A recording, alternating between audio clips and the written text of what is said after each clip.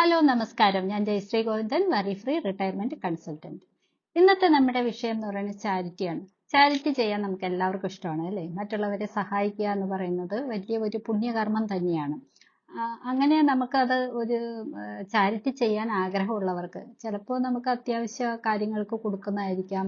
ഫുഡായിട്ടായിരിക്കാം, അല്ലെങ്കിൽ ചികിത്സയ്ക്കുള്ള സഹായമായിരിക്കാം, വസ്ത്രമായിരിക്കാം, അല്ലെങ്കിൽ പഠനാവശ്യങ്ങൾക്കായിരിക്കാം. എങ്ങനെയായാലും നമ്മൾ ഏതെങ്കിലുമൊക്കെ രീതിയിൽ ചാരിറ്റി ചെയ്യുക എന്ന് പറയുന്നത് അതൊരു മനുഷ്യത്വമാണ്.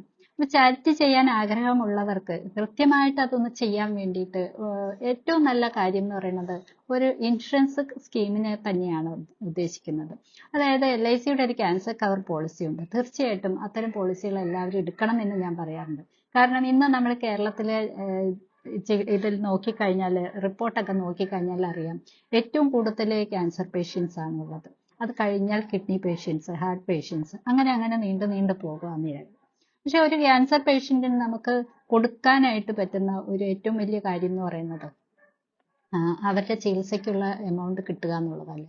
അപ്പൊ ഈ ഒരു സ്കീമിൽ നമ്മൾ ചേർന്ന് കഴിഞ്ഞാൽ ഇൻ കേസ് നമുക്ക് എന്തെങ്കിലും അത്തരം ഒരു അസുഖം വന്നു പോയാലും ആ ചികിത്സയ്ക്കുള്ള ഒരു ഫണ്ട് നമുക്ക് ഉണ്ടാകും. അപ്പൊ നമ്മുടെ ചികിത്സ ഒരു മറ്റുള്ളവരെ ബുദ്ധിമുട്ടിക്കാതെ നമ്മൾക്ക് തന്നെ മാനസികമായ ബുദ്ധിമുട്ടില്ലാതെ ചെയ്യാനായിട്ട് പറ്റും.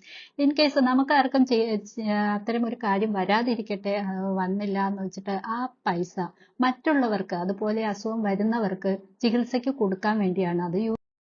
അപ്പോൾ നമുക്കൊരു ചാരിറ്റി എന്ന രീതിയിൽ അത് നമുക്ക് ചെയ്യാൻ പറ്റുമല്ലോ. തീർച്ചയായിട്ടും നമ്മൾക്ക് ആവശ്യമില്ലാത്തെങ്കിലും മറ്റുള്ളവർക്ക് ആവശ്യമുള്ളവർക്ക് അത് നമ്മൾ അറിയാതെ തന്നെ നമ്മളൊരു ചാരിറ്റിയുടെ ഭാഗമാവുകയാണ്.